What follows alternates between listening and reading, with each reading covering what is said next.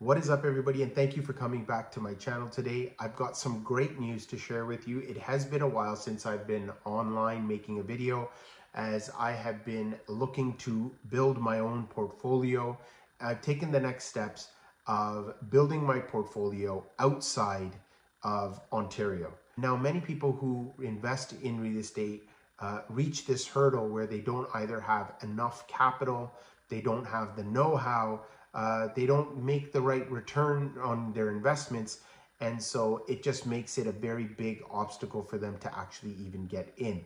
So what I'm here to tell you is I want to be able to share my journey with you, fully transparent. We're going to be going through what the property looks like right now, what the property will look like when it's fully completed, and we'll look at all the numbers as we go through this series of videos, so to show you what the net result is and how it is possible to actually get into the real estate market and build generational wealth. So I'm really excited about this next step. What I wanted to be able to share with you, especially in this video, and if this is something that does interest you, do comment below and let me know, or book a call via my Calendly link if you are interested in finding out more about how to get into the investment market and being able to create generational wealth for your family. Here are some points that I wanted to sort of point out to you and see whether these are obstacles, hurdles that trigger you, and then you are not able to actually even get into the market. So the first thing is looking at a market and making sure that it is landlord friendly. So we all know about what's happening in Ontario and how the market is not very landlord friendly, and ma and pa investors are actually being taken advantage of tenants who actually know how to abuse the system, and literally their entire paycheck, which most of the time is going to their principal residence, they're also now going further into debt, trying to subsidize the shortfall in their mortgage for their rental properties. Number two is, have you ever heard of fixed term rentals? So this is something that's not really within the Ontario market, but the market that I've gone into actually has fixed term rentals as an option.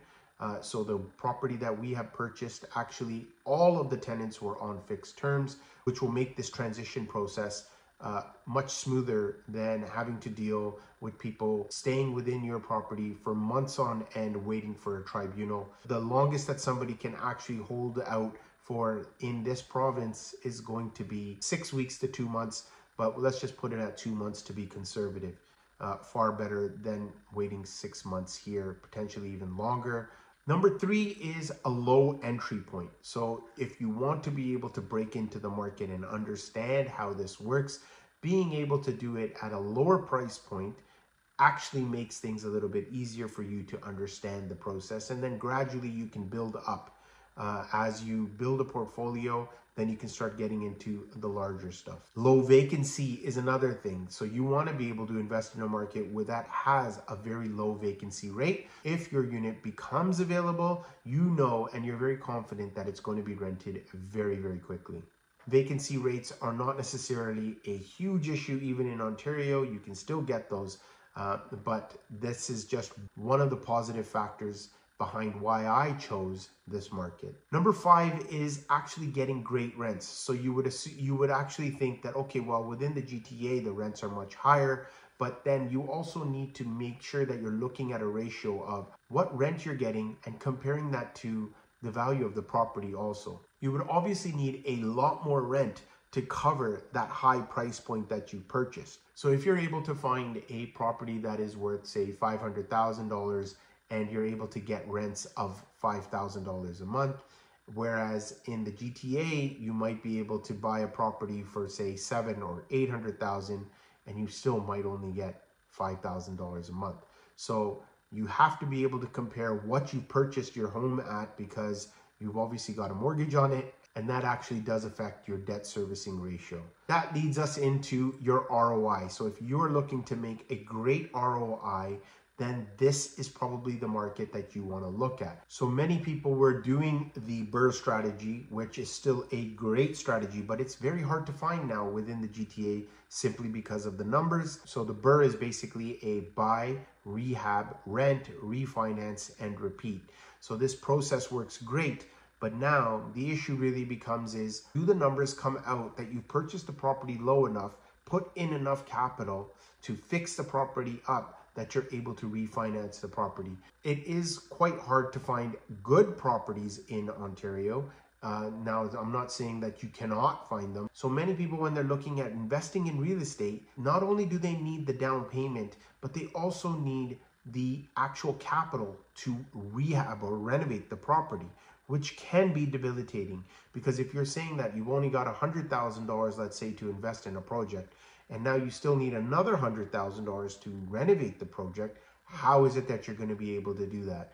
And will the numbers work?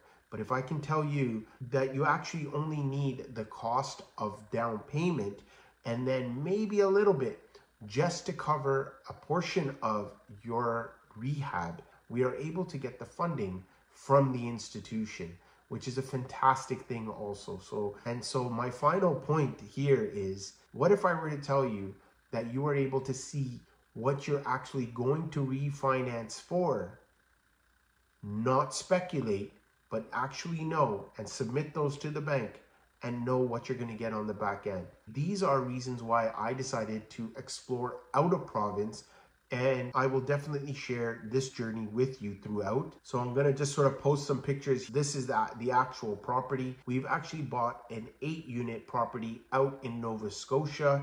And so what we've done here is we are going to be rehabbing the property inside and out. And we'll go over the numbers with you, obviously, in the next video. But I wanted to be able to share with you what is possible when you're investing in real estate. So if this is something that does interest you, these points that I have mentioned interest you and what you're looking for, if that's something that drives you into why you want to get into real estate, but you've got some X's on some of the points that I pointed out here, then you may want to consider doing something out of province. And I will be more than happy to share everything that I have learned thus far and what I'm going to go through over the next few months. So stay tuned, and we'll catch you on the next one where we go over all the numbers for this particular project.